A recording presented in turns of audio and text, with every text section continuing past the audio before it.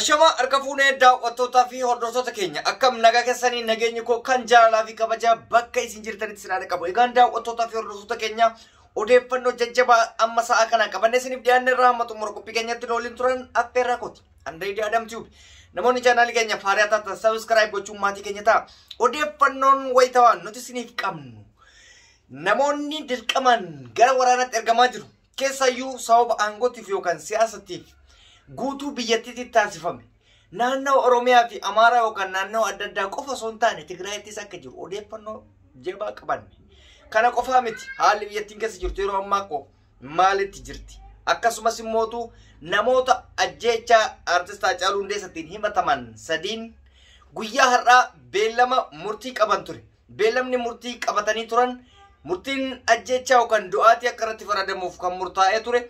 Guyyaa har'aa beellamni maalirra oole kan jedhu kan isin biraan ga'uu fi dhumarratti ijoollee keenya obboleewwan keenya Su'uudi Arabiyaa irratti hidhaa keessa jiran maaliif gara biyya gangalaa turan irraa adda cite kan jedhu iccitii guddaa qabadhe isiniif dhiyaadheera na hordofaa isiniin jedha.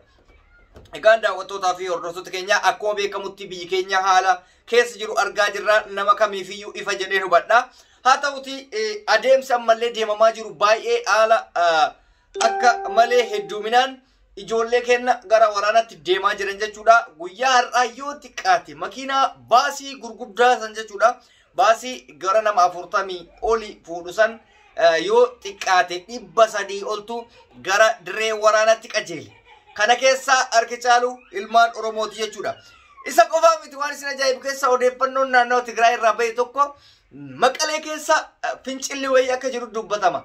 Maqalee keessa fincilli keekummaa inni ilmaan keenya gara waraanaatti dirqamaa hin arginu. Wayyaane matammaa wayyaane maafi Tigreenu jechuudha. Faallaa ol deebi'uu eegalan. Biyyattiin Itoophiyaa jedhamtu sun aangoo ofiitiif jecha ilma namaa waan hin goone hin qabdu. Keessayyuu dargaggeessa waan hin goone hin qabdu. Itti fayyadamtee kursii ofii ho'ifachuuf jechuudha.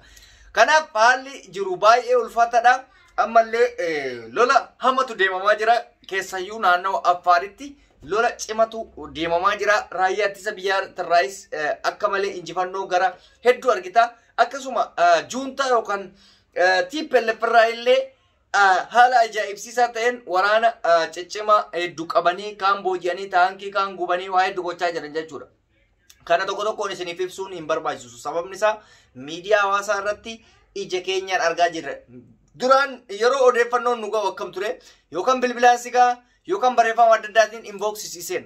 Zaman ammaa kana faashinni maal godhe wanta ta'ame yeroo sanitti viidiyoon waraabama, yeroo sanitti gadhiifama, kallattiidhaan akka namaa achi jirutti daawwataa jechuudha haalli biyyi san keessa deemamtu. So biyyi haala hamaa akkanaa keessa jirti hundumaafuyyuu maal akka ta'u kan ilaallu ta'a jechuudha.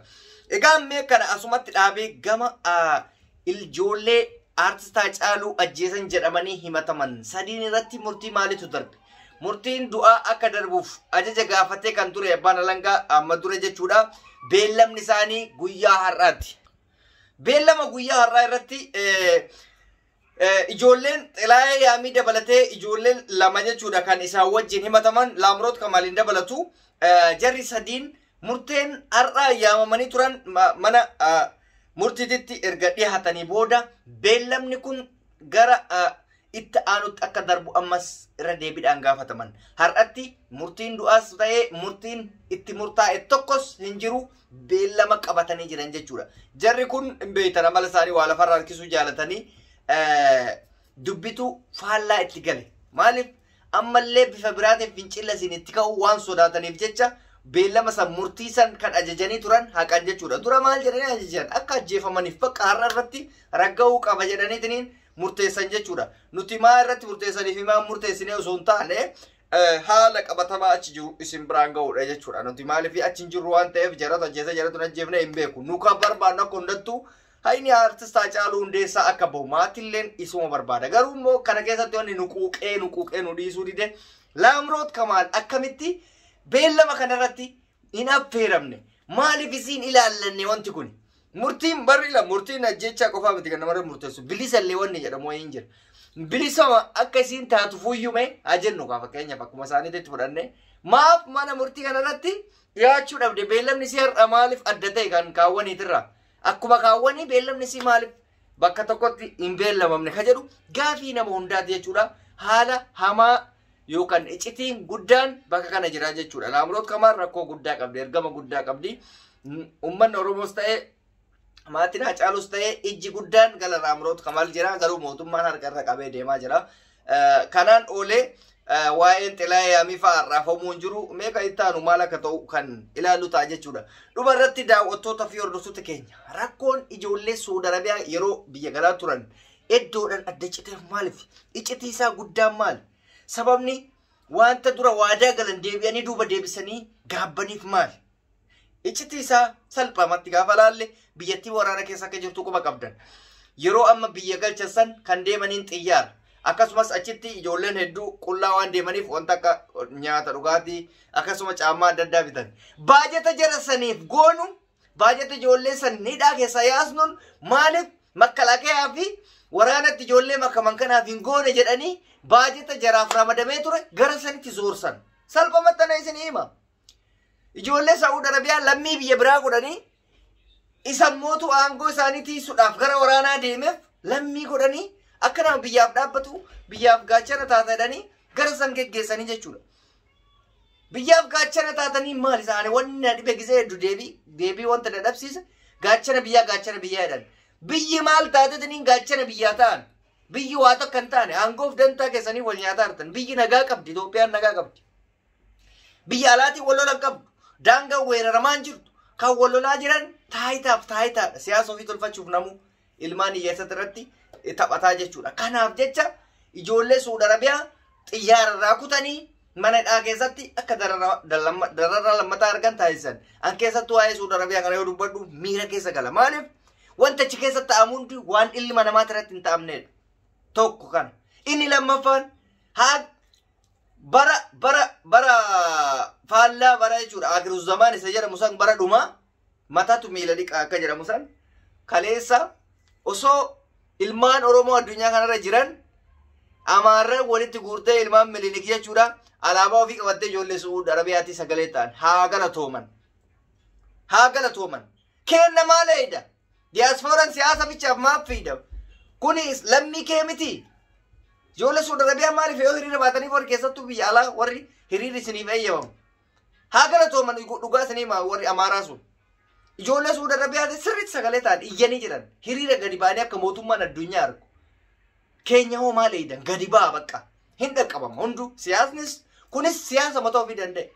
Ilmi namaa jireenya ofii jijjiirachuuf jecha ija siyaasaa keessa galee mana hidhaa keessa dararamaa jira waan ta'eef gadi ba'aatiniin ijoollee keenya gadi yaasiisa hiriiratti ba'a addunyaan argitu yoo mootummaan galchuu baate addunyaan agalchitu UN waan jedhamu jira addunyaa kana gargaarsa addunyaa jechuudha. Sabni tokko gaafa rakkate yoo inni akka dhaqqabuuf sagalee yoo jiraate jechuudha. Kanaaf isinis gadi ba'aati akkuma jarri hiriira baateef san uummata kanaaf sagalee ta'a. Nu hojii warri hiriira ba'uu hin dandeenye gadi baanee miidiyaan iyyina hiriira ta'arra. Miidiyaan yoo ta'e haasa'an jirta yeroo wanni wayii argitee dibbeen tumamu bichaa gadi baatanii sagalee taaneef hin jedhina. Dibbee jechuun gisee bakka ijoolleen waccee rakkinni wayii uumamee duulli miidiyaa irratti baname qofa fiidanii dhufina. Gisee kanas ofumaan beekatiniin sooshaal miidiyaa irratti argaarta waan ta'eef sagalee ta'aafi. Warri miidiyaa kan warri diyaaspoora isinitti himnee jirra. Jarru warri ijoolleen Minilikuuyyu gadi yaadatiniin ijoollee Saudi Arabiyaatti sagalee taatee jechuudha. Kanaaf miilli mataa dhiqa jechuun akkas. Haa galatooman bakka sagaleen xiqqoo hin qabdu. Maali ilaalcha garaagaraa waan qabaanneef jibbaa isaanii waan qabaanneef jecha wanna isaan galata isaan ijoollee miskiina saniif oolan jibbuu hin qabu. Kana waan jedheef maaliif mana hidhaa Saudi Arabiyaa keessa parsantii 100 keessaa 80 Oromoodha. Yoo xiqqaate Itoophiyaan lammiileen parsantii 20 xiqqaate Oromoodha hundi argi caalu. Dhagaa jirraa maal achi keessaa sagalee lammiilee Itoophiyaa gaafa jedhamu namni Saudi Arabiyaa kana ceesu Oromootu baay'ata. Amaarri hin baay'atu takka takka Tigreen takka takka uummanni Hadiyyaa maalii olii gadiin kun takka takke baay'een warruma Oromoo kana jechuudha addunyaa kanarraayyuu. Kanaaf ijoolleen kun yeroo dhiyootti akka furmaata argataniif deddeebiidhaan sagalee haa taanu sagalee kenna haa dhageessifnu daa'imman achi keessatti dhumaa jirti haadholiin achi keessatti dhumaa jirti dargaggeessa achi keessatti dhumataa jira argite waan nyaataa waan dhugan dhabanii osoo hin taane rakkina jireenya jijjiiruuf jecha rakkoo san keessa seenan jechuudha nu hundaa rakkoon kun nu mudachuu danda'a jettanii yaaduu qabdan. Har'a jireenya ho'aa jiran jettanii dagachuun qabdanii kanuma isinii dhaama. Egaan daawwattoota hordoftoota keenya odeeffannoo fi ergaan isiniif qabu kana fakkaata Arreedii Adam Tube.